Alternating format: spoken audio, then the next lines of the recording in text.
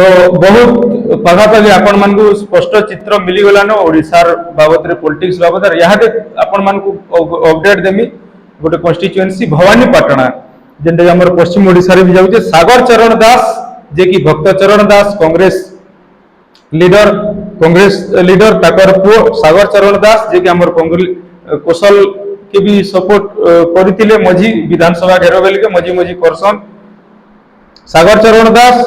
65,081 vote रे आगे अछन Congress candidate तापर प्रदीप कुमार नायक जे कि कोरोना समय रे तापर देहटी खराब हला ट्रीटमेंट हेले सेठी के लुकर संगे संपर्क ना रखि पाले से 2 नंबर रे अछन बीजेपी रो 51,708 और बीजेडी 3 नंबर रे अछि ललिता नायक 49,941 वोट तो 13,373 वोट रे सागर